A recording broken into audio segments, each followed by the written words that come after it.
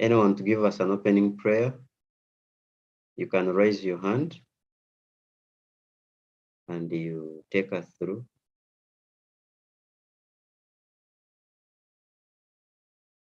Who is ready?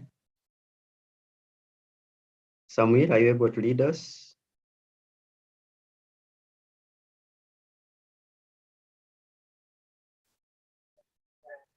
Samuel, give us an opening prayer.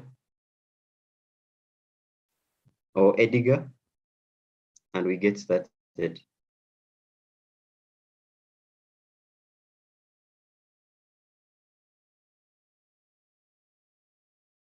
Can you hear me?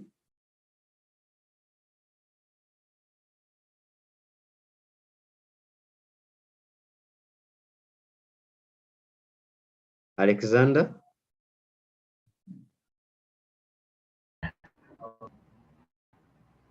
Okay, you can lead us into an opening prayer.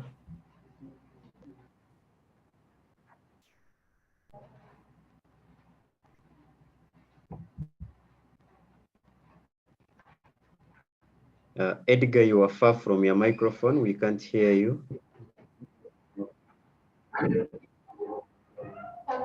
Hope you can hear me now. Yes. Be close. Please, I am. Yes, you can give us the opening prayer. Okay. Morning, fellows. Hope I'm audible Good now. morning. Yes.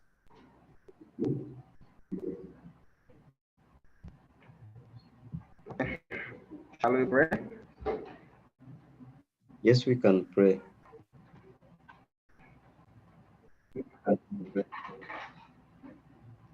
Almighty God, we do thank you for the gift of life. Thank you for having us on our waking up list. We do give you thunderous clap in that we are alive. We are able to do whatever we have to do. We do thank you for having enabled us to gather here, share knowledge across the different spheres. Almighty God, we do seek your help, your guidance. Do guide our leaders who will take us through this discussion. Let us have the strength to hold until the end and be able to implement all that we shall be given from this revision. Whatever I've prayed, I do pray it in the Almighty Jesus' name. Amen. Amen. Thank you for giving us an opening prayer. Kakuru Benard, who is going to lead you through this session. And today we are basically looking at ICT. This should be an interactive session where each of us is contributing from wherever they are. I will need you to contribute and make it live and engaging to all of us. So I'm going to share my screen and automatically we get started.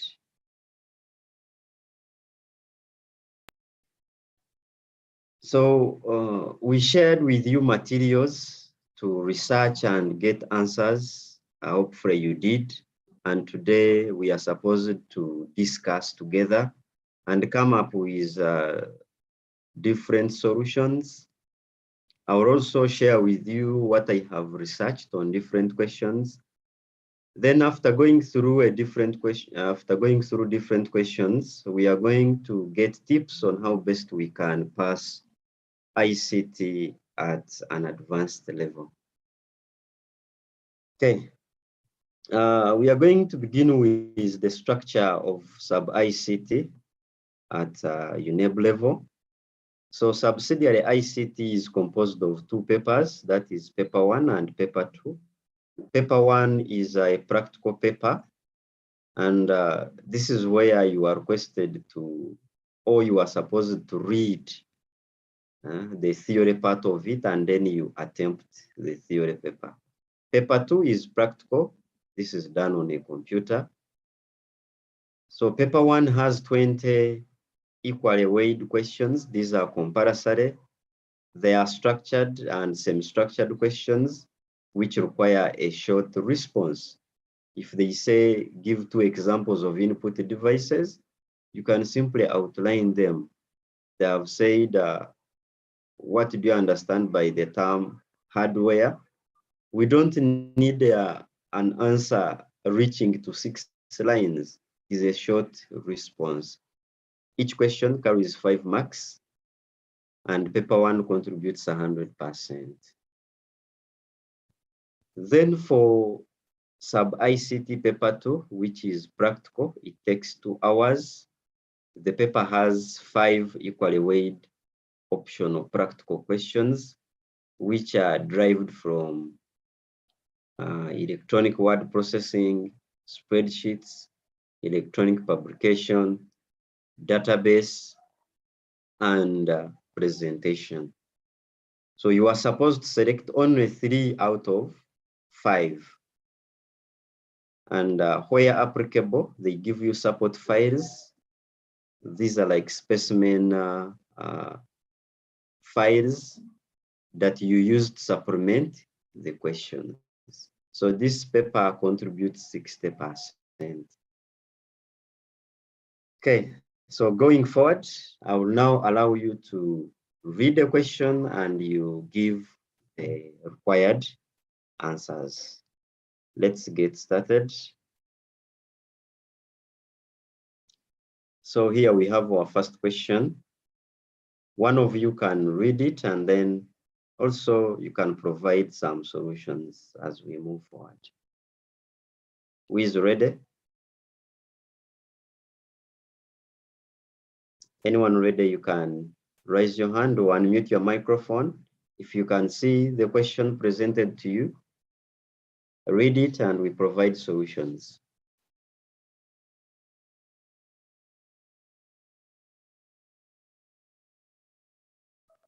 Yes, William, take it on.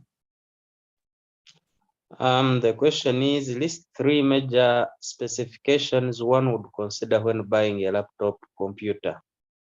Yes. What would you consider? You have read the question. You can as well go ahead and give us at least 1 or 2 answers you can consider when you're going to buy a laptop. Me personally, I would consider the hard disk, the storage. Yes. What else? Storage is okay. Someone else? Thank you, William. William says he can consider hard disk. Another one? You can unmute your microphone and you speak. Edgar, what would you consider?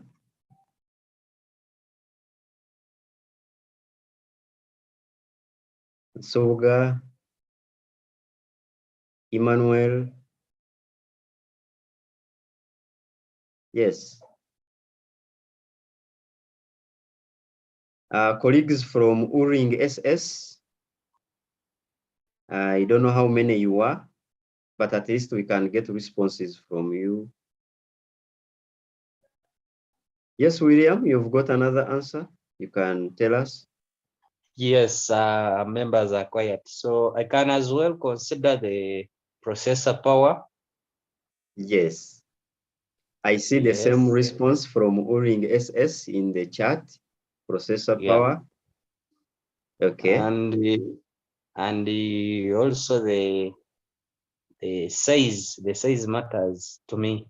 The size, like how big is it in terms of the screen resolution?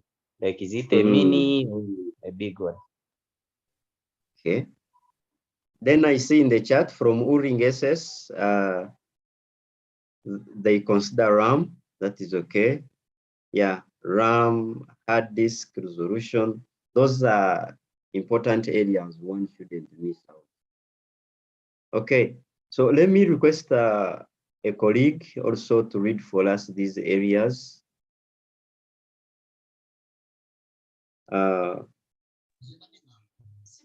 Yes, Samuel, take it on.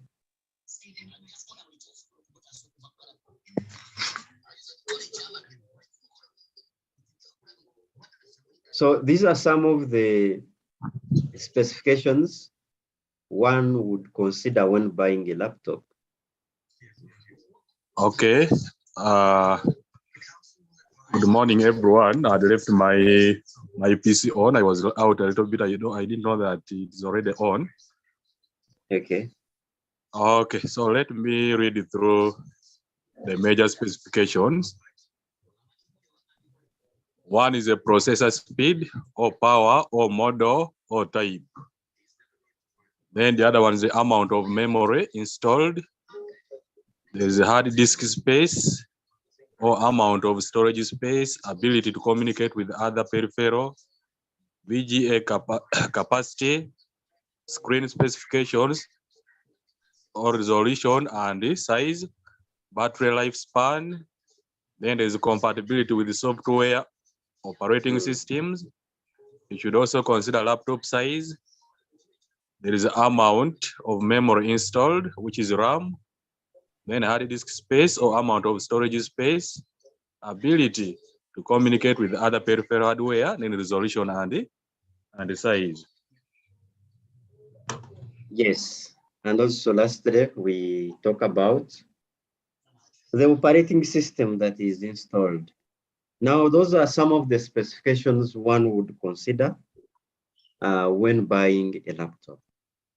Let's go to the next question.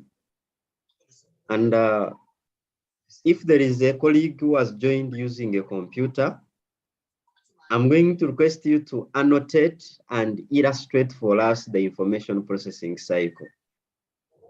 If you have joined with a computer, or if you can do it on your phone and illustrate for us the information processing cycle on screen.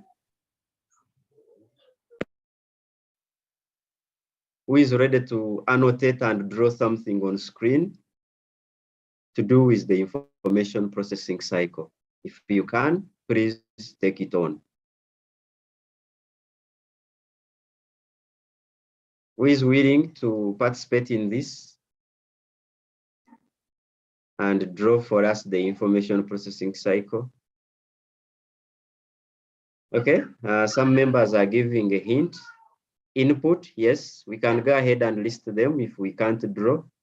Lawrence says input. Another person? The information processing cycle.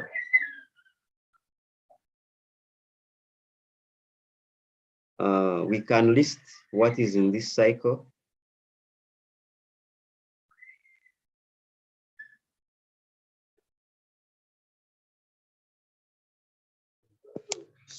I don't see other answers.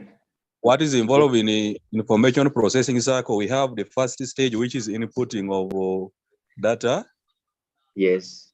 Then that data will be processed. Yes. After processing, it can be displayed to the user and then lastly stored. Okay. I see William in the chat says processing. Yes, processing is part of the cycle. So when we look at the information processing cycle, you have listed these areas. You have input, where you enter data into the computer. Then this data is processed, performing operations on the data transferred. You have output, the presenting of the data processed into the useful form. You are looking at that information that is displayed on your screen, or you had that information from the output, such as a speaker. Then you store the information so that it is important for future use. So at each stage, we have different peripheral devices that are used to have each process done. For example, when you look at input, you need peripheral devices as listed here. You also need devices at processing, which is basically done by one element, call it the central processing unit. At output stage, you also need different devices. At storage stage, you also need a variety of storage devices. The list may be endless, but at least these are the major ones we can talk about. Let's continue to the next question. Is there any question at this level? Yes, I think Mr. Benard. Yes. Yes. Now there are two stages here that always confuses. That is the storage and the output. Mm. And we know that if at all you are talking about the cycle, it must be in order. Mm. Sometimes learners tend to confuse which one should come first. Is it storage or outputting? Yes. When you input, you can mute. Okay. So here the cycle, when it comes to output and storage, it is a two-way. It is a two-way, and whenever you input information, there is processing of that. Whenever you input data, there is processing of that data into information, and that is the result is what we call the information, which is output. So after outputting, you can go ahead and store. But there is no harm when a learner brings storage and output at the same time. So for example, if I can illustrate another process here briefly, hopefully you can see my screen. I'm going to use a whiteboard briefly. So I can have my processes. I have this.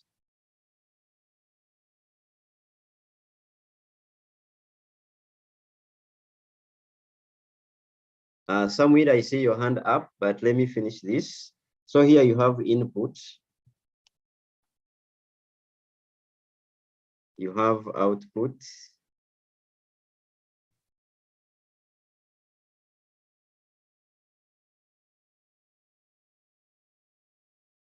So here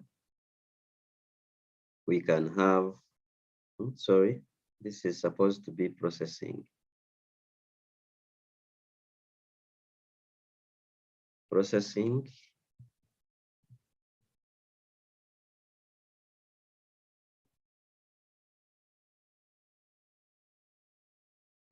Output. We can have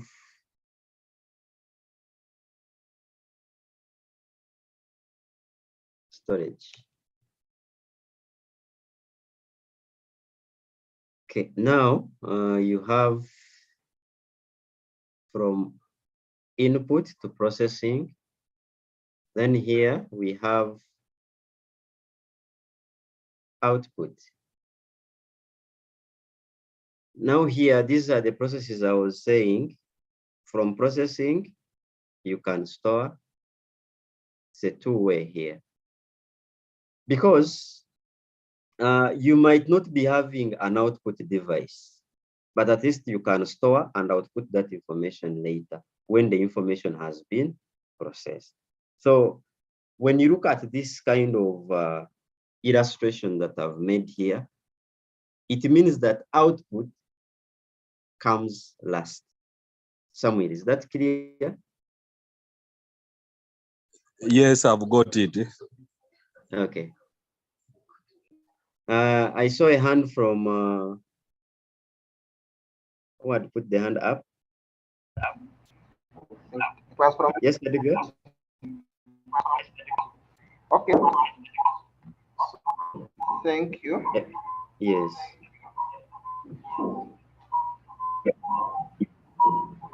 when it comes to this issue of the processing and the storage coming at the same space, it's all about the issue of the RAM during the temporary storage. Because we, as the human way, we are not involved in the processing. So you're seeing the RAM doing the storage before you, human way, you do the storage yourself on either the hard disk or on the other external peripherals. So I do agree with being viewed right now as process above. You're breaking a bit. Being in front of. Okay, thank you for your input. That was a good observation. Processing is done by the central processing unit. It is also assisted by other devices, that is RAM, the registers, and others. So here we have another question. Name one tool used to remove dust from the computer.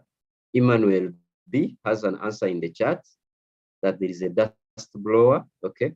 Which other can we use in this?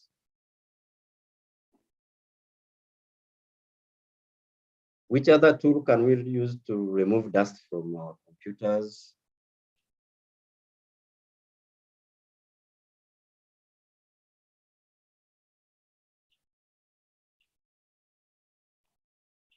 Okay, in the chat, Lawrence talks about a dry towel. Good, that is part of it. Okay, someone talked about the dry towel. That is the diagram, bottom right. Someone talked about a blower, which is the middle diagram or the middle picture. What about that one on the bottom left? Anyone who has an idea about that tool, bottom left?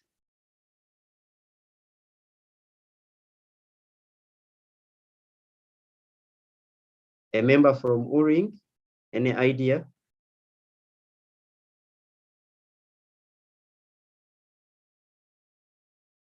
Okay. So by name, that is a sucker. You use it by pressing it to suck dust from your gadgets. Okay, going forward, any colleague to read for us this question and at best give the first view? I am reading. Yes. Give reasons why one would require the following in the computer laboratory. 1. Uninterruptible power supply. Yes. Why would you need it in the lab?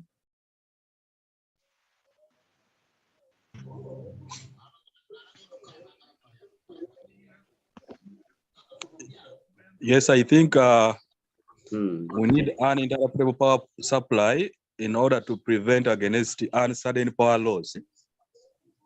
Because in most cases, power may not be stable, and while working on your computer, the power goes off. But in case you have connected them to UPS, then a UPS contains some battery that's going to save some power that will enable you work for at least like 15 minutes, maybe saving what you had not saved or shutting down your computer properly. Okay, thank you. I can read some in the chat. A colleague from Uring SS says to back up power. Emmanuel says to save work in case of any electric disturbance. Flavia says to ensure steady power supply to the computer system, even if power is shut down. Then another answer from Uring, in case power goes. I think it was a continuation of what you gave up. Yes, Edgar? Thank you. Hope you can hear me. Yes. Okay. So if you so happen to have a look at the UPS open inside the batteries, and these batteries do help provide a stabilized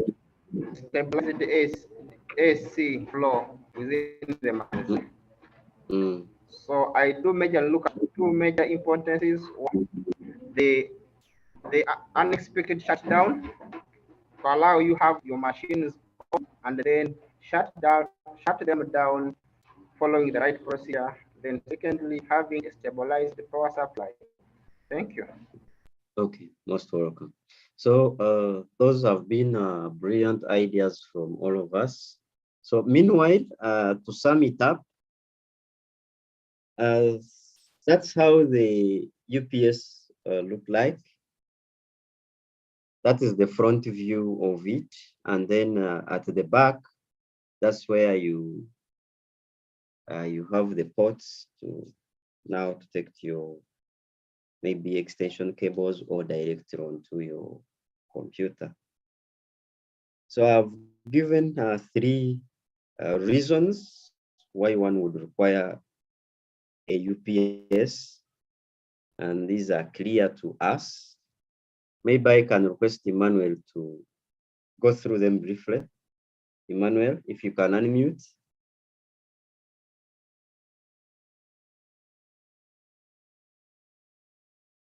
Emmanuel, are any colleague ready to summarize this and we proceed? Okumu Kezon is ready.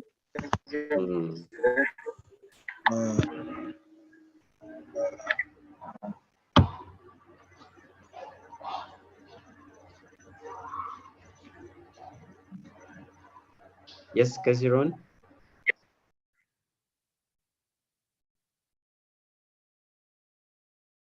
Mute now. I'll give reasons as to why one would require the following in the computer laboratory. Romano one is uninterrupted power supply. And the reasons, one of the first bullet, to give time to the user to save his work by supplying power for a few minutes after power has gone off or is insufficient or unstable. Bullet number two, to safely turn off or shut down the computer. Then the third bullet, to temporarily supply power to enable the user complete work at hand. Yes, those are the three reasons why would one require to have an interruptible power supply or a UPS in a computer lab. Secondly, why would you require an LCD projector?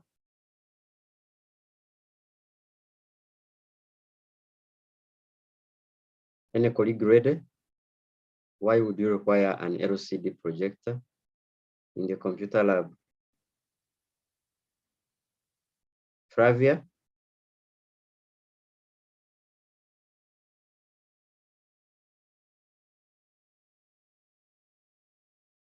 Any colleague ready can unmute and take us through this. You can use the chat section. A member from URING for displaying information to the audience, okay? Any other submission is welcome. Any other submission is welcome.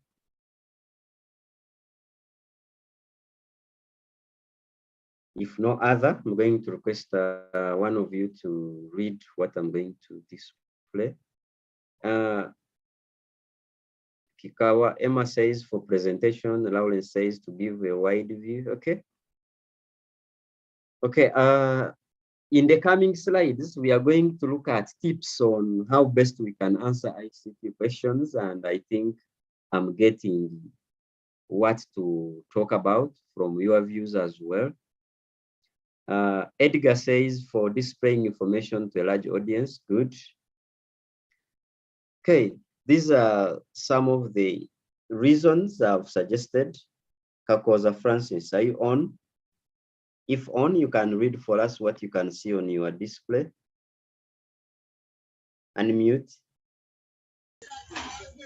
To provide a display stroke show on a wider view to the learners.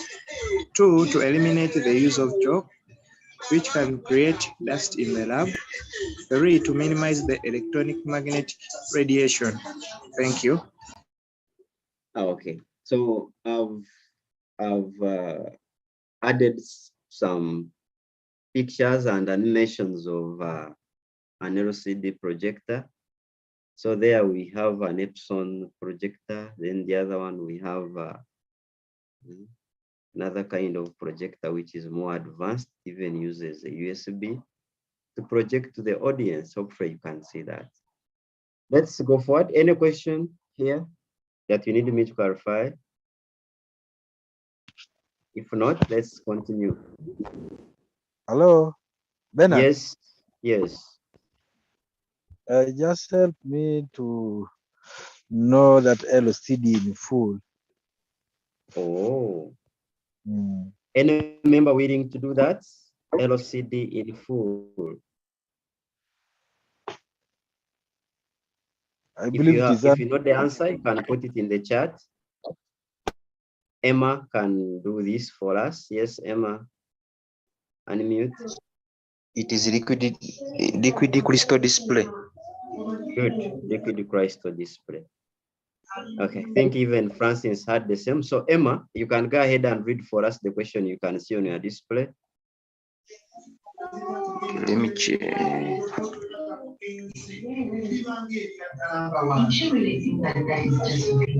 Okay, the question is, are you hearing me? Yes. Distinguish between reading and writing in relation to storage media. Yes. So distinguish between reading and writing. Here we have continued to add the word storage medium because someone would give an answer of writing, like this diagram, this animation that is bottom right. The colleague is writing. When you look at that one bottom, I mean top left, that colleague is reading. So someone would give answers in connection to that. So we need in relation to storage media or storage media. And who is willing to do that?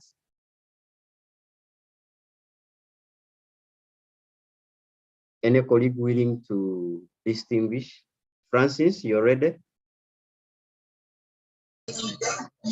According to me, this is what I understand between reading and writing.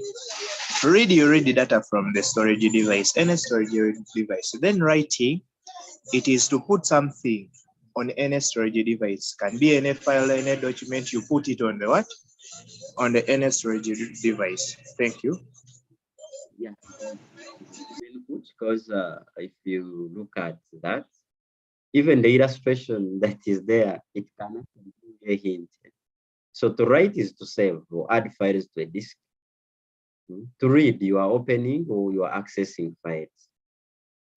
And in the chat, Lawrence says writing is adding files to the disk while reading is accessing files. Good. So we can have a final answer that.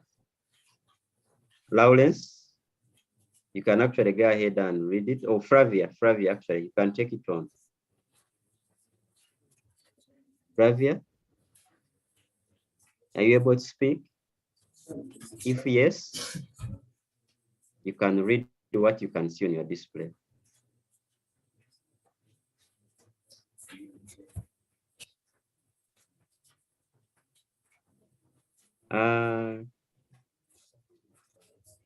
Jesse, are you in position to read for us? Jesse Makanga. Yes, I can read. Great, take it on. Yeah.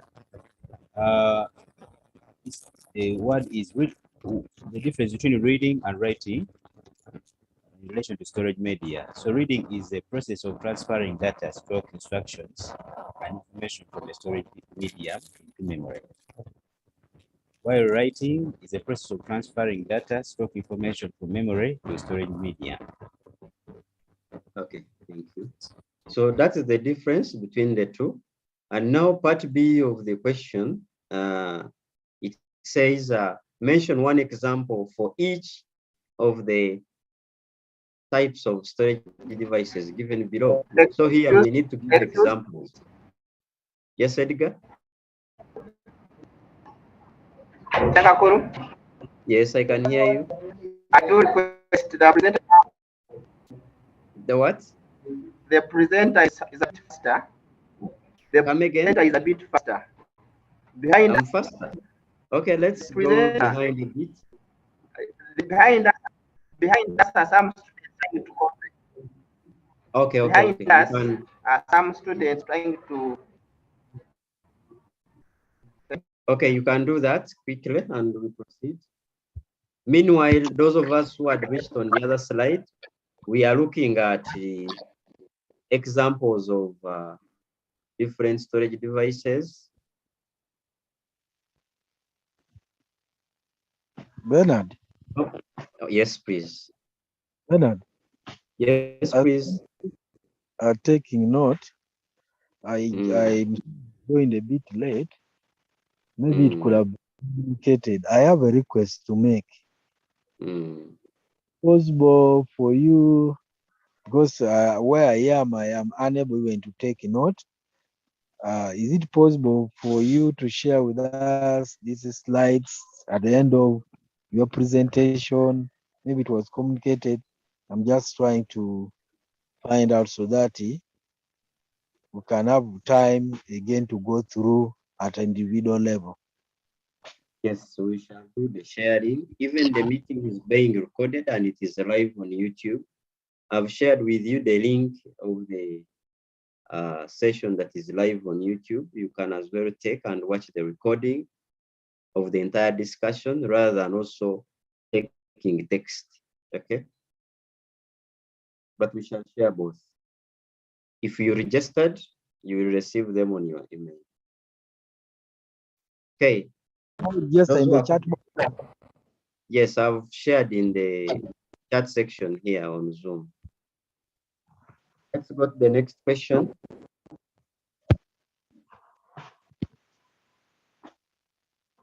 If one is willing to take it on, here we are. Tumwebaze Andrew, are you with us?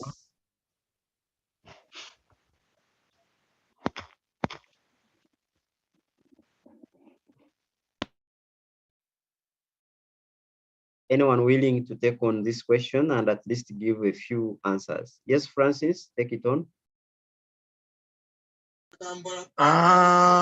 We are giving example in each perspective. So for the case of optical, I can say we have what we call CDs and DVDs. Great. Then for the case of magnetic, we have magnetic tapes, we have hard disk. Then for the case of solid state, we have flash disk, memory card, and others. Okay. Those are brilliant ideas. Even in the chat section, members from URING says hard disk, compact disk, optical. I think one of them is wrong. Hard disk is not an optical storage device. Magnetic storage, floppy disk, good. Okay. Those are brilliant ideas. I can add on even with some illustrations. Yes.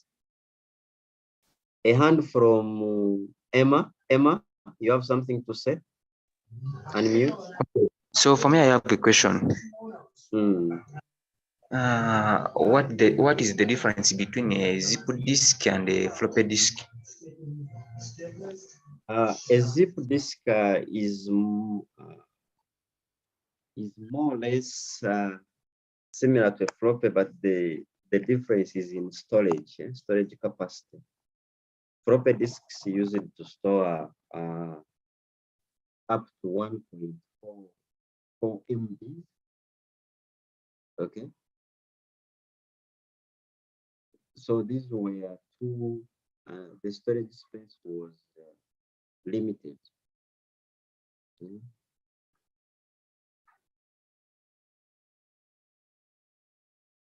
So then also a zip disk is smaller in size physically, a floppy.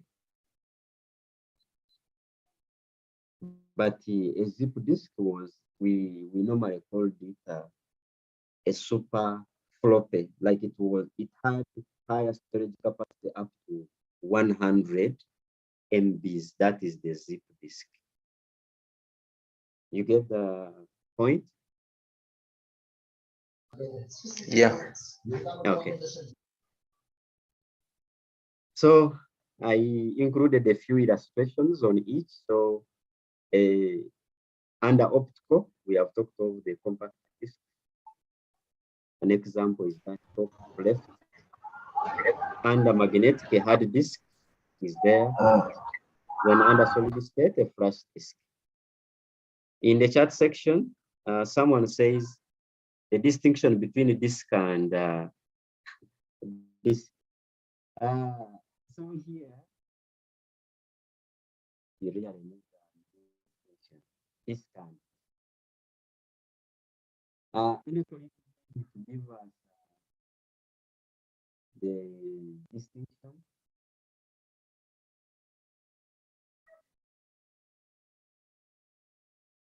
Any colleague?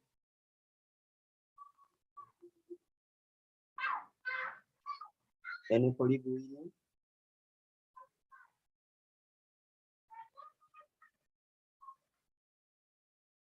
But basically, to give a small hint on this, disk of DISK, this one refers to those that lie under magnetic storage.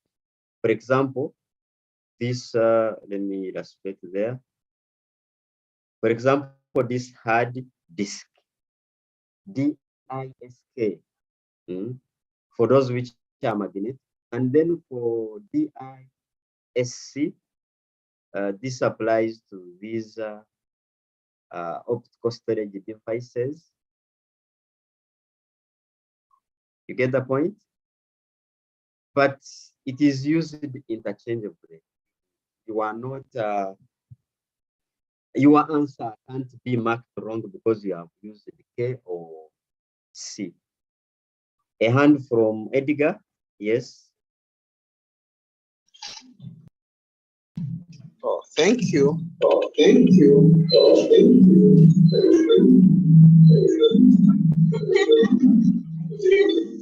You have a noisy background? Can you hear me?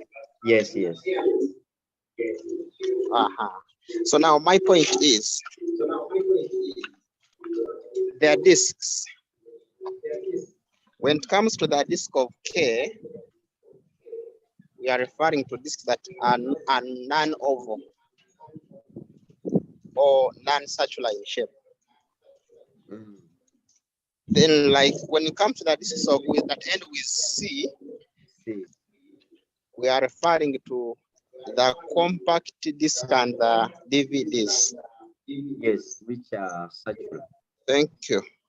And optical, in other words. Okay, thank you for that input. Let's go to the next question. Any colleague willing to take us through this question? So below here, we are provided with a table, which is from Excel. So the table below shows a worksheet which Navidia was working on.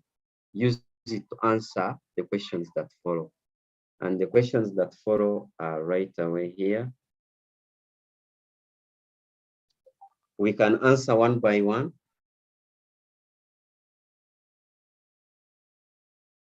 Any colleague willing to take this on? Edgar, you are on. I see your hand is up.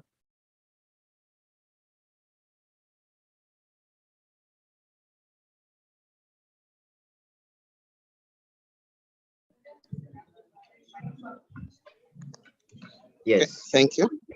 Mm. So the question does go suggest a reason why the entry in cell A4 appeared as shown. So when we do go to A4, we have those hashtags. And so hashtags are due to the space, and this is due to the digits or the characters in this very cell are of a bigger length compared to the cell width or cell length. Yes, thank you. In the chat section, we have answers from Uring SS that for part A, Roman 1, the number is too big, which is correct. From Lawrence, text is too big for the cell. Good. Uring says, for Roman 2, the answer is to enlarge the cell. Good. Now that you have given the answer to the solution on Roman 2, we can go ahead and handle Roman 3 and Roman 4. Roman 3 and Roman 4. What does the error in cell E3 mean? And how do you correct it? This meeting is being recorded.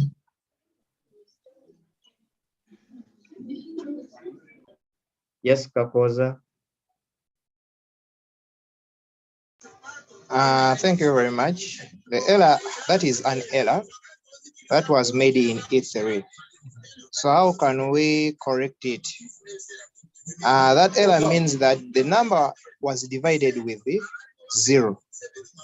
So what we need to do, just to remove it, we remove the 0 which is down so that that number can be rectified. I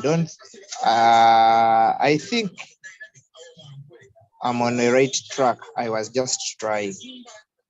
Thank you. Yes, when we also look at the information sent in the chat, Lawrence says B5, there is a wrong formula. Then from Uring that Roman 3 can't divide by 0. That's why we have that kind of error. Emmanuel says for E5 divided by NAR. Okay, those submissions are correct. So when you look at also my views, this is what I came up with. So when you look at part A, Roman 1, we had talked about that. The same is not right now.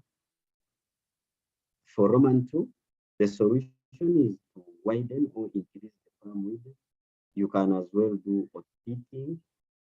You can also reduce the font size of the text that is in the cell. All those are possibilities on how we can rectify the error in F4.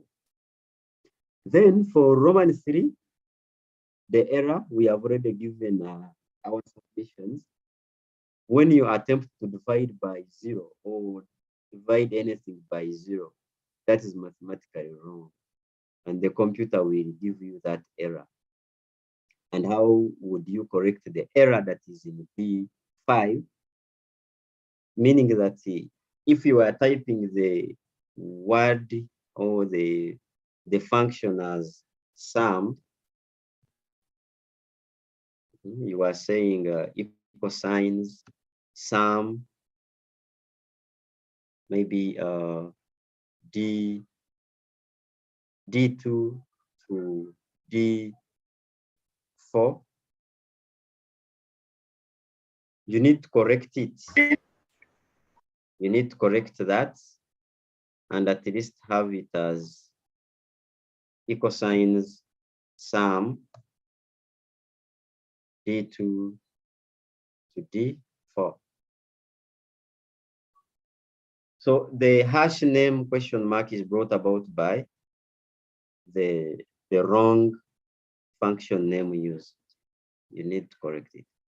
In the chat section, Galaxy J6 says no volume. You need to, my fellow co-hosts, you can assist that one to connect to audio. Thank you. Send him a message to connect to audio. Let's go to the next question. Kapoza, you are willing to take on this question or you have another question? Your hand is up.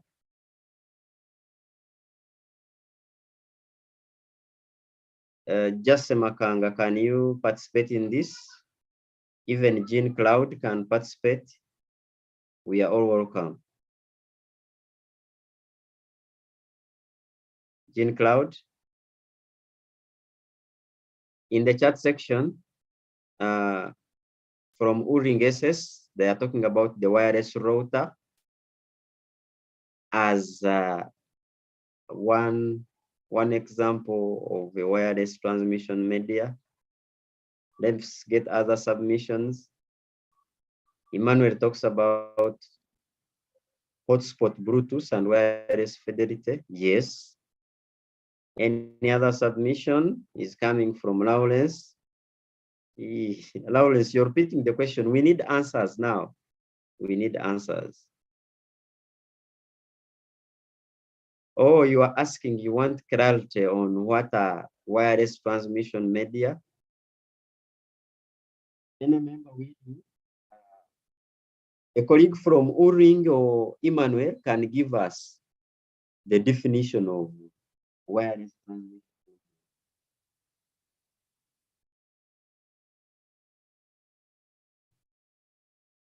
Wireless transmission. Anyone willing to give us an answer?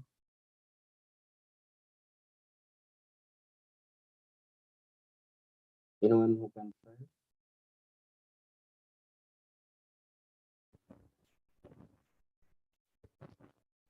Hello? Yes. Yeah, when we talk about wireless transmission media, you're actually talking about uncontrolled, or you can call them unguided media. So you can give an example of Bluetooth, and give an example of satellite, microwave, mobile phones, GPS, Wi-Fi, such examples like telephones. Yeah, those ones. Okay.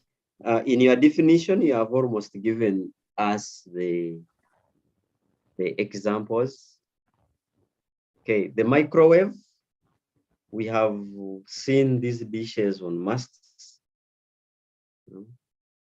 These are unguided, or call it wireless transmission media. Talk of Bluetooth, at least most of us, we have used the Bluetooth before to play music, connect to send files. Then almost all of us have heard about radios, or you have been having radios and you have had some radio stations from there. So all this is by wireless transmission media. Those are a few examples. Yes. Okay. We can go to the next question if this is clear now. Yes, Andrew. Andrew, you have your hand up. Unmute and speak. Thank you so much, Benard. I want to make some clarification. One of us was trying to give the input, and he mentioned about mobile phones, the Wi-Fi. Those are the devices that enable one to connect to the wireless transmission media, but they are not the wireless transmission media themselves. They are just the devices that enable one to connect. Maybe we need also to note that clear. Thank you. Yeah, thank you. Excuse. Who mentioned phone directly? I don't see it in the chat section. Yes, someone says excuse, you are welcome. Check it on. Bring your submission. Thank you. I do concur with the speaker prior in that the phone itself is just a device, but not a transmission media. In here, when you look at the wireless transmission media, we're just looking at signals or data packets being randomly spread, put into space by a sender, a sending device. Then at the extreme end, we're having a receiving device. Now, and more we commonly use the word unbounded, meaning that they're existing in space, not seen, not guided. Yeah. And so I do concur with the speaker in that the phones, let them be excluded from the wireless transmission media. Thank you. Thank you for your submission. In the chat section, Uring says poor signal is increasing distance. Oh, we are answering this. Okay. So at this point, we are looking at 3 limitations of wireless transmission media. And when I look at the chat section, people have already given answers. Poor signal with increase in distance from the media. Okay. Compatible drivers and software is required. Weak networks.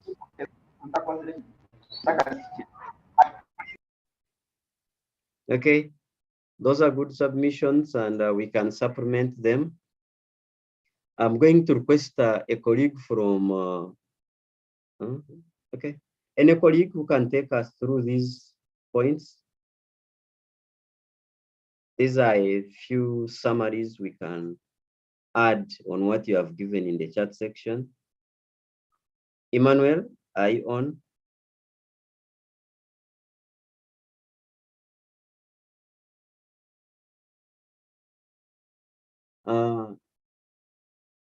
A colleague from KJS, unmute and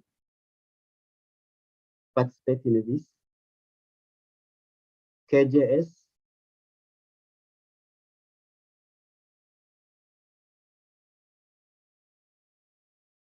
Lawrence.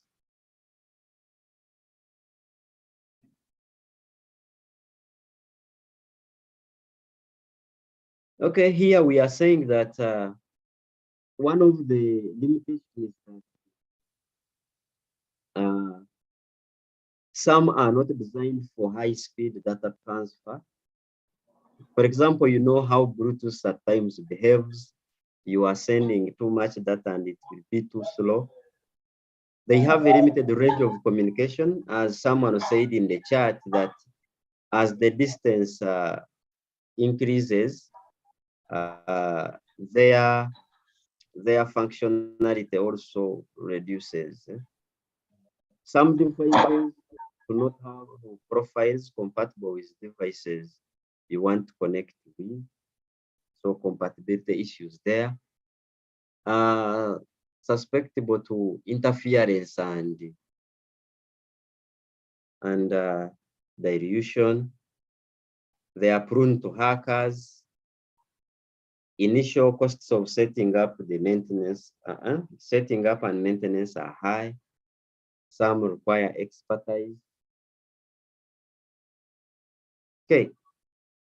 To configure and administer. Let's look at one more question. Here we go. We are still under communication. So we have our diagram here, and we want to answer the questions that follow. Those who are taking notes.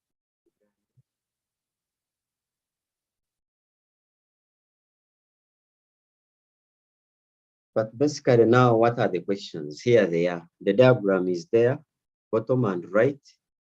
Let's answer the questions. Answers in the chat are welcome. Also, raising a hand to speak is also welcome. Lawrence, your mic is on. You want to say something?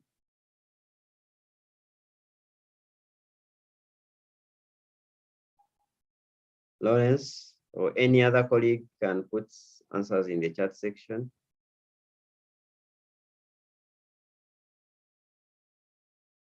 Name the elements of data communication labeled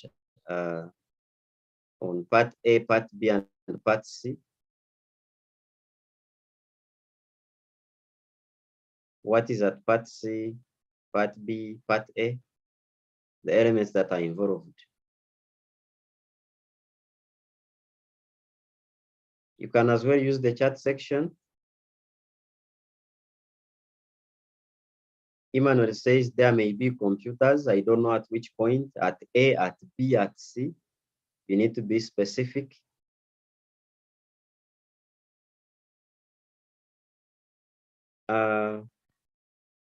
Remember, Andrew says at A, we have a switch, at B, router. Okay. Any other inputs?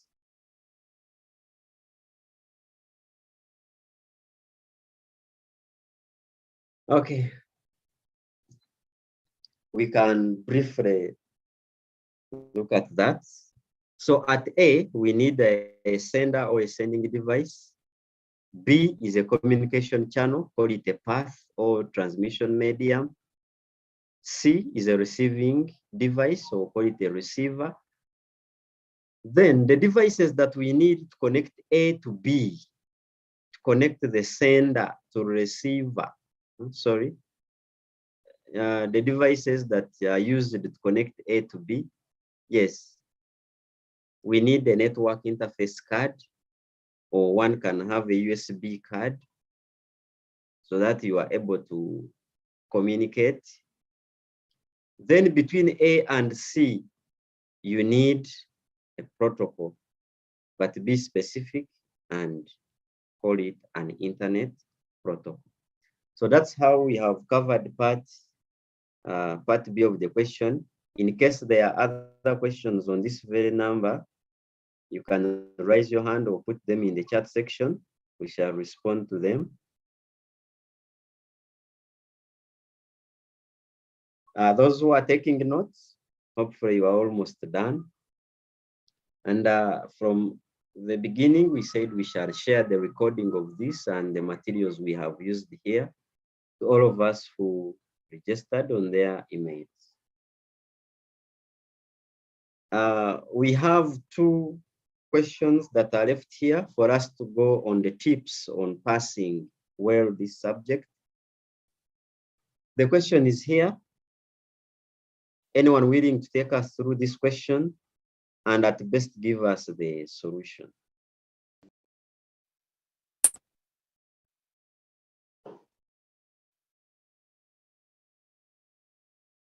Akol, you are ready?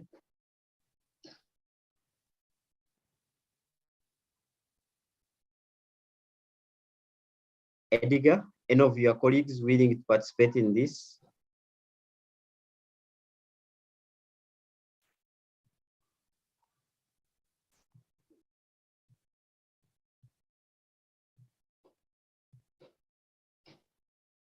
Farouk, are you able to participate? Any member from O-Ring SS?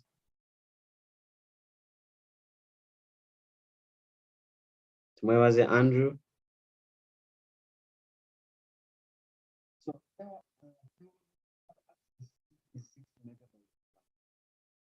How many kilobytes does TEOS network receive or send per second?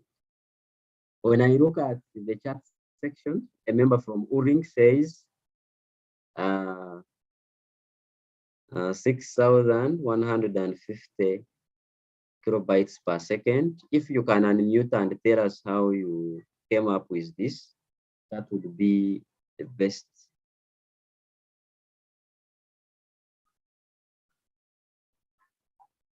But going forward, we know that 1 MB equivalent to 1,024 kilobytes. And now that TEOS network speed is 6 megabytes per second, that means that we shall get 1024 kilobytes times the 6. And what shall we get? When I look at the chat section, oh, these are providing emails to receive materials. Okay, we can keep them coming. And so that means that Theo's network can receive or send 6,144 kilobytes per second. Hopefully that is clear. Any question is welcome, or any addition.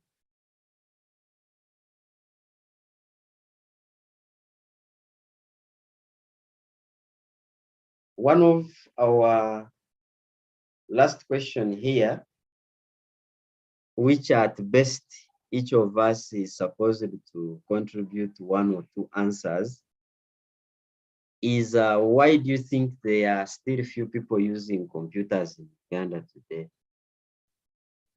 Put your answer in the chat section, raise your hand and give your submission. Why do you think? At least each of us should be having an answer why. Uring, SS, they are expensive. Okay. Another one, put in the chat or raise your hand. Lawrence talks about poverty. Okay. Another answer from Uring that some are computer illiterate. Yes, all these answers are okay. And Lawrence almost repeats the same, that there is illiteracy. Another one, ignorance. Okay, thank you, Lawrence. Emmanuel says ignorance and mentality. Another colleague from Uring electricity, which is very right. A call's hand is up. We can hear you. The hand is down. And you can talk to us. A call. Okay, all those are brilliant ideas. And that sum it up, someone talks about that they like, right? High levels of lack of skills. They are expensive to buy.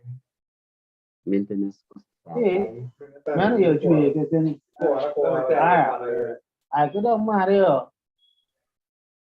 Okay.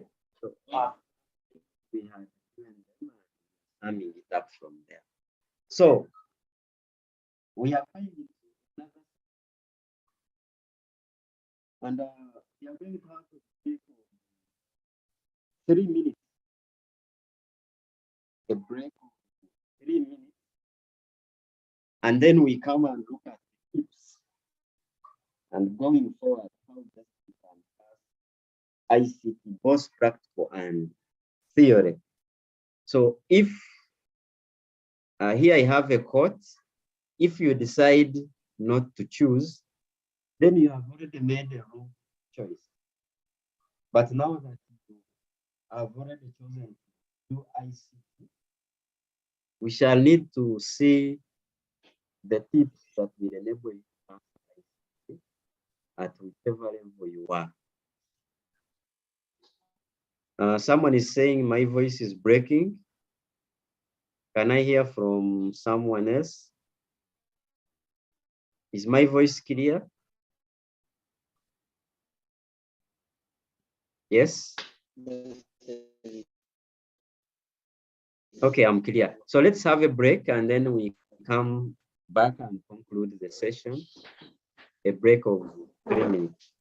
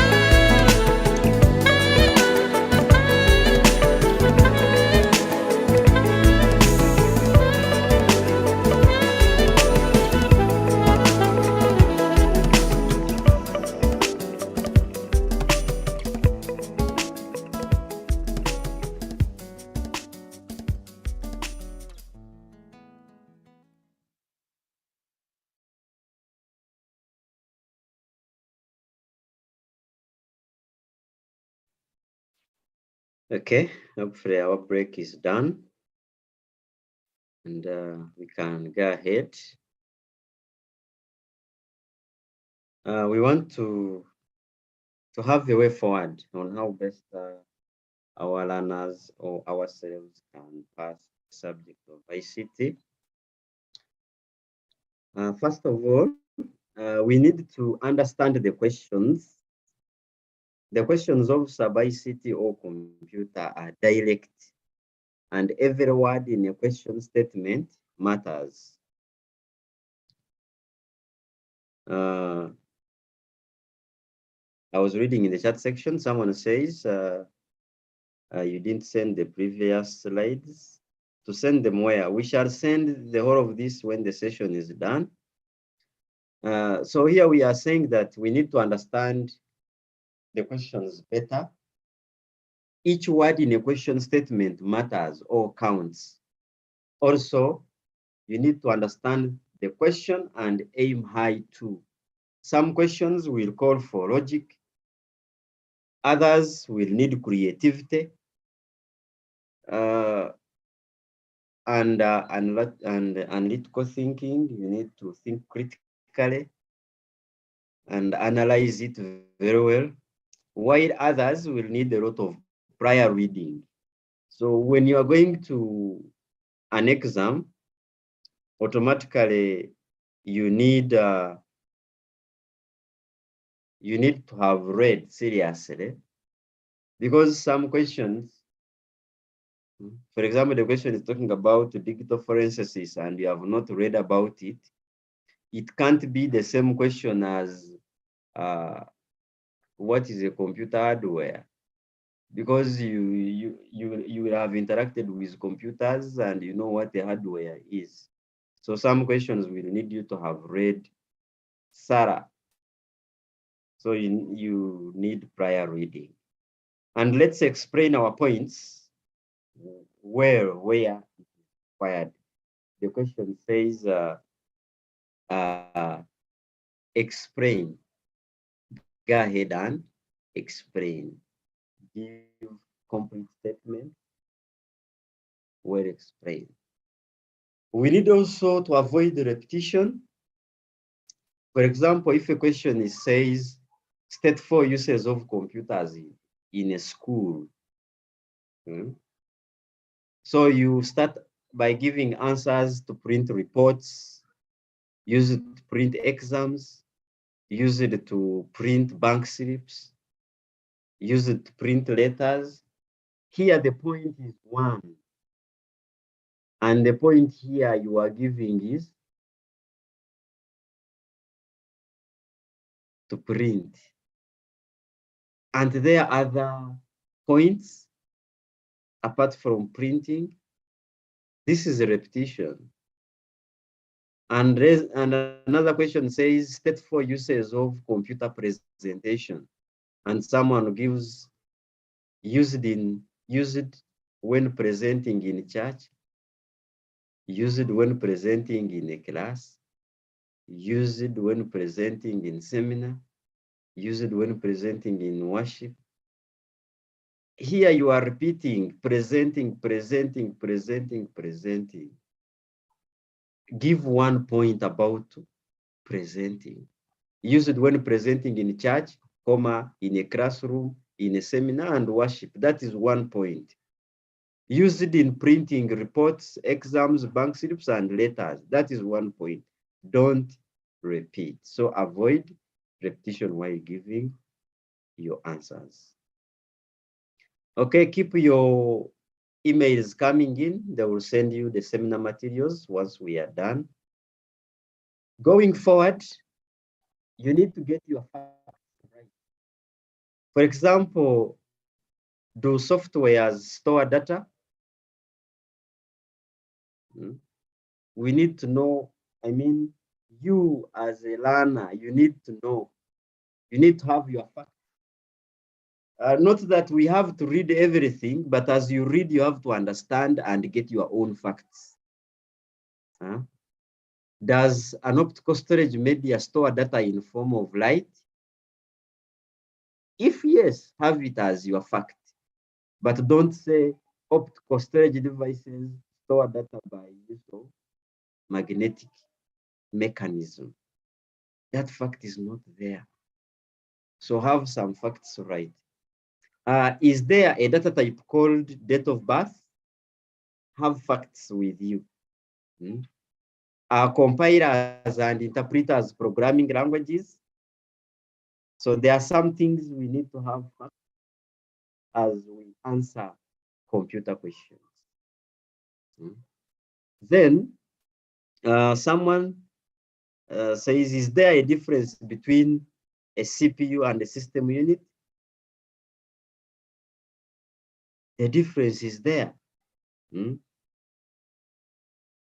A system unit and a system case, holding of data and data storage. So we need to have facts. Have your facts right.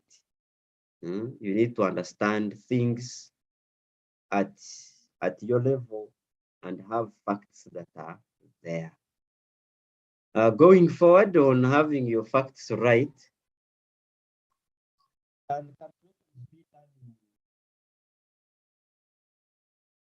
course, we have those software that are based in calculations. Talk of Excel. Though something small can be done in Word and database, but there are those softwares that are for calculations. Do output devices input data?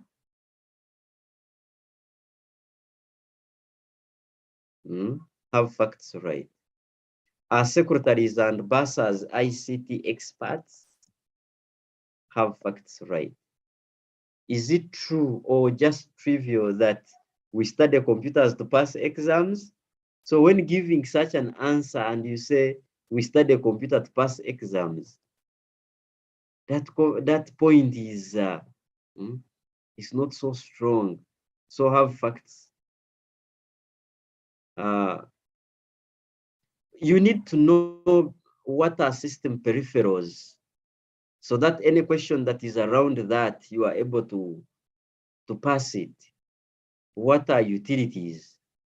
What is soft booting?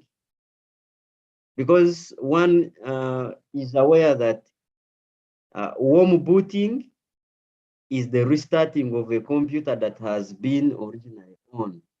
And when you slightly change and you bring soft booting, the person will give either the answer of cold booting or something else. So have facts, right? Solid state and optical storage media. We saw examples of solid state and examples of optical storage media. So don't confuse the two. Any question, you can raise your hand or put it in the chat section. I will be able to respond to it.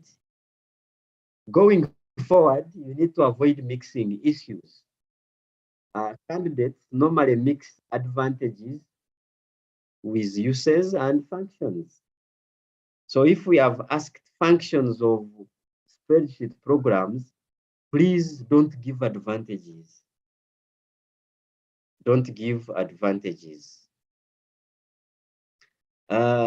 If we have asked to distinguish between, or if the question is saying, what is computer servicing? Don't confuse it with repair. The two are different. If they have asked you to define internet, don't define the World Wide Web. Don't give the definition of a web page. Or if you have asked what is a website, don't give the definition of internet. These are really different. So don't mix issues. And if the point is about color highlight and font color, these two are different. Don't mix the two. Even in practical, don't mix color highlight with a font color. Find and replace. These are also different. Find and replace. You have to find the word. After finding it, you replace it with what you have been asked. Don't confuse a footnote with a footer. Don't mix issues. Going forward,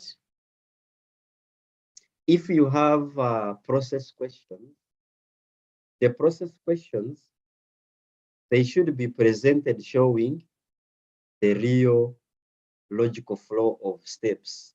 For instance, if you are talking about the machine cycle, we need to see after this process, what comes next, followed by what. So process questions must be presented showing the real logical flow of steps. After fetching, there is decoding, execution, and storage. Process questions should be answered showing the logical flow. And then some concepts require examples to be understood better. For example, you should give clarity where applicable. If we are talking, if we are looking at concepts like LAN, MAN, WAN, you can give an example of a WAN. Someone can say a school computer network. MAN, metropolitan area network. You need to give an example so that these concepts are understood better. Going forward, try to be specific and avoid generalization. Avoid generalization. For example, if you give a statement that a hard copy cannot be edited, you have given a general point and it is not right. If someone says a hard copy cannot be easily electronically edited, that is a good view than generalizing answers. And someone can say, computers make noise. Are you sure? Some computers make noise, but not all. So avoid generalization and be specific. We need to have knowledge of all topics. NB questions. So have knowledge of all the topics. Let's briefly look at subsidiary 850/2 for those doing paper 2, and for those schools which do paper 3. The same tips. Generally here, we look for specific practical skills, and therefore a candidate is supposed to concentrate on what has been asked. So concentrate first on what the question wants. Decorations may be a wastage of time. First concentrate. If the question is saying provide, we need a background color of green. Concentrate on that. But if you want to put green with patterns and the rest, the decoration is a wastage of time, and it may even lead to loss of some marks. Going forward, every word in a question matters. If the question is saying drop up to 3 lines or on 3 lines, and for you go ahead and drop cap to 4 lines or 2 lines, you have gone astray. So every word in a question matters. Have they talked about a footer or watermark of your personal number? Do that. If they have asked a footer of your personal number and you put your names, don't expect a mark there. They have said print your work. That means that there is a mark there. If they have not said print, you may leave it as a soft copy. Then use asked file and object names.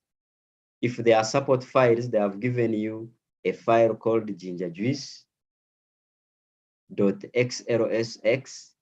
Open that file and use it to answer the question. And also use the object names. If they have said import the file called dandamand, or they have said insert an image from the images folder, use the exact or the asked file names. Then use appropriate applications and charts. If we have seen the data is in a table and it is Excel, don't enter the data in Microsoft Word.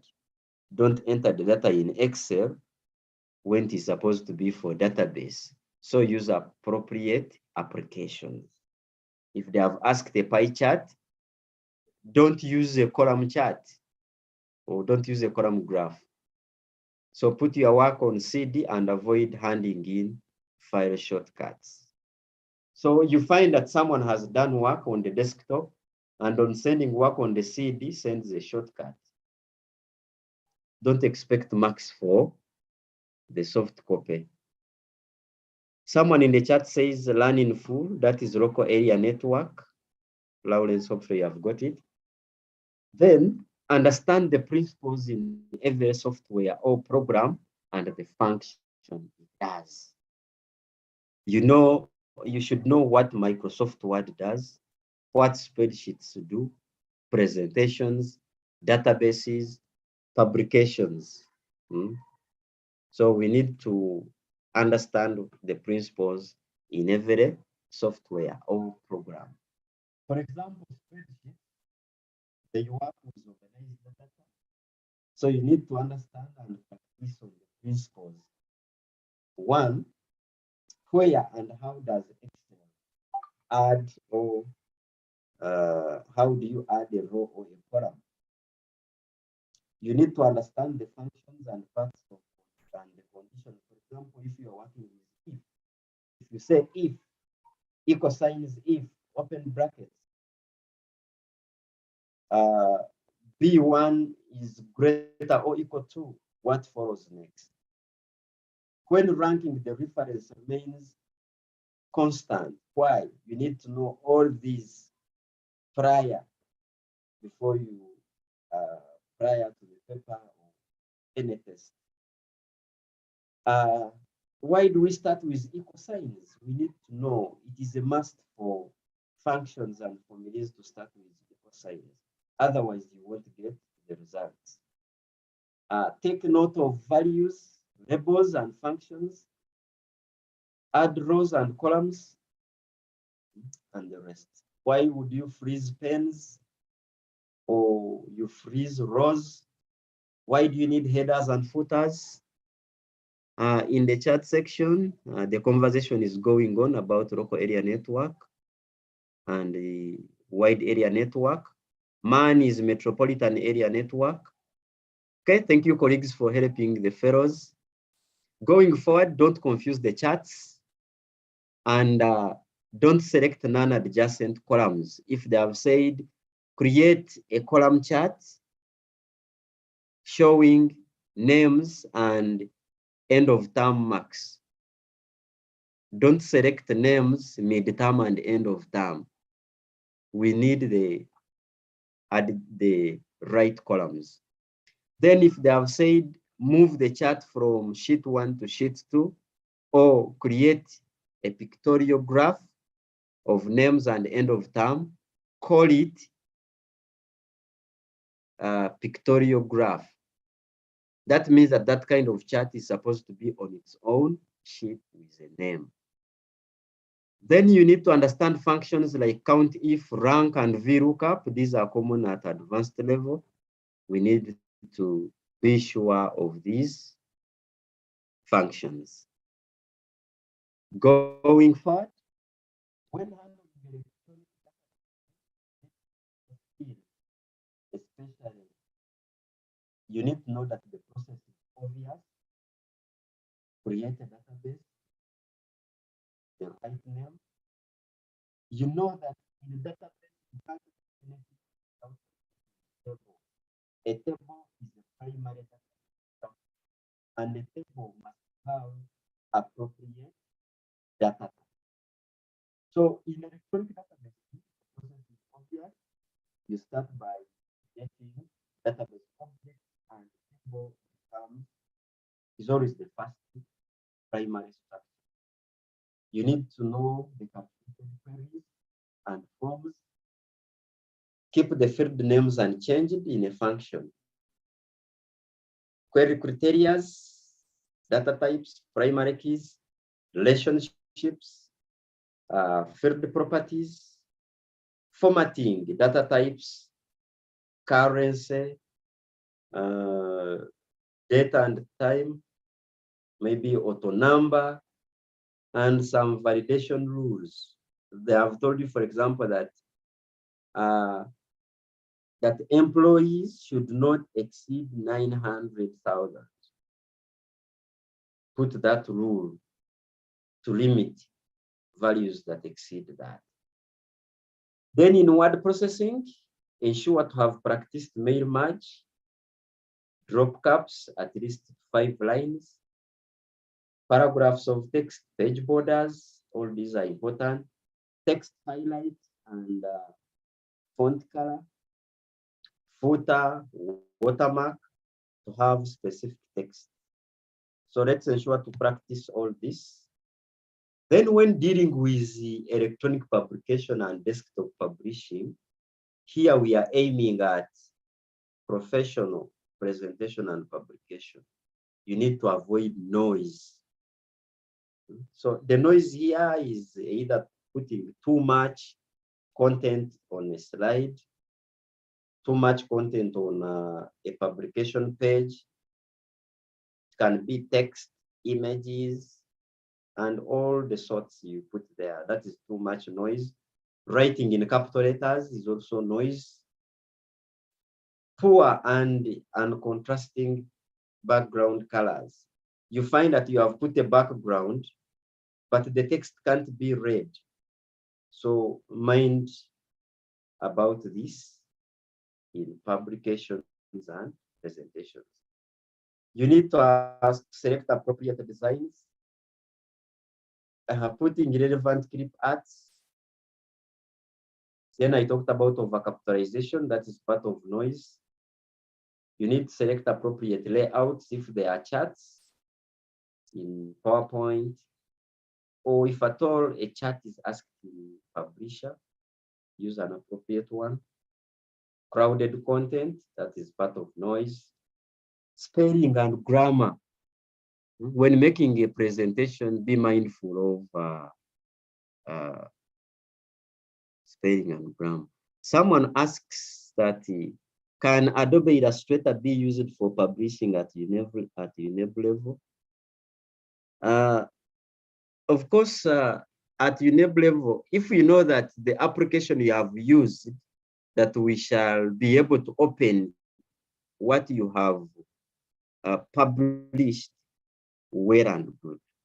But whenever we are talking of desktop publishing at an advanced level or at an ordinary level, we are basically looking at the Publisher, because you will use Illustrator and you find that the file extension is not allowing us to open the files.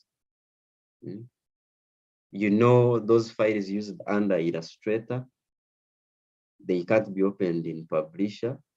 So it is advisable you use Publisher. Okay, so still font size and contrast, choice of font face, inserting organizational charts, tables, and links. All these are things you need to consider while making better presentations and publications. Any other question can be put in the chats, or you raise your hand and ask. Basically, I'm done with my presentation. We have looked at different questions and the tips in passing some ICT. I now conclude my presentation by telling you that this seminar is brought to you by Yaka Digital Network. At Yaka Digital Network, we believe that education is the most powerful tool you can use to change the world. This is a quote by Nelson Mandela. At Yaka Digital Network, we are giving learning to many more who are not in class. Like you're here attending virtually, and you are benefiting the fruits of Yaka Digital Network. We are enabling learning anytime, anywhere, and on any gadget. I'm sure most of you have joined either using phones, computers, tablets, and you are studying from anywhere you are. We are not in the same location, but at least the learning is taking place. We are making learning less expensive and less demanding. In the next slide, we shall see some of the pricing for our materials, why we say that learning is less expensive. For example, studying with us for the whole year is 500,000 Ugandan shillings. Or you can study for a month at 100,000 for all the subjects, meaning that this is less expensive. We are making learning practically continuous experience, making learning fun and enjoyable. Hopefully, most of us have enjoyed even the kind of presentations that have been here. And we are fulfilling the promise to better the education for all. So what does it mean to study with us? Basically, we have online learning where you study with us. And when you go to yaka.cc/subscribe to learn, you can choose a package of 8 monthly at 100,000 or subscribe to study for a year at 500,000, where you have teachers, or what we normally call facilitated learning. You have teachers who are guiding you to complete the content which you have subscribed online. We also have subject downloads, so independent you can have it email or yaka.cc/shop. Each subject is a 10,000, but if you are interested in more than one subject, or you need all the subjects for your class, at the primary level, they are at 30,000. At the secondary level, all the subjects at 50,000. We also have a website, educare.bz, where we have put content access only. Here, there are no teachers guiding you, but at least you can access subjects for your class for the whole year at 50,000. That is at educare.bz. You can get content for a full year at your pace. Any questions are welcome. In the chat section, I see, can students score 60 out of 60 in paper 2 and get a point? For someone to score, okay, here we don't encourage students to sit on the practical paper, but you must sit for both papers. When you look at the performance of ICT in 2019, the performance was slightly low, and this is because students intend to concentrate on practical and neglect theory. So much emphasis is now also put on theory part, because it is out of 100, and also practical. So the two, we almost make an average of the two. So you can't concentrate on one paper and expect a point. You need to balance all the papers. Those who are thanking the facilitator, you are welcome. And also the entire team behind this. Okay, you are most welcome. And I thank you all. So visit Yaka Digital Network, and browse it, yaka.cc, educare.bz, and have the best learning content. For those who wish to study Yaka, I said we have the teachers, and at the end of it all, we have the center where you can sit for your exams. You can study from home, study from anywhere, and at the end of it all, you are registered at the center, you sit for your final exams, and life continues. Anything in the chat section? Someone says, do you also have technical studies like electricity? We don't have some of these courses, but we have other tertiary courses like journalism courses. But in the near future, we shall have these technical courses integrated. Andrew says, a need to revise how ICT is examined. It should be a principal subject instead of a subsidiary. This is at NCDC level and other stakeholders in the education sector. But with time, once the country realizes that there is need for this, of course, they will implement this. Thank you all for attending. I remain Kakuru Benard.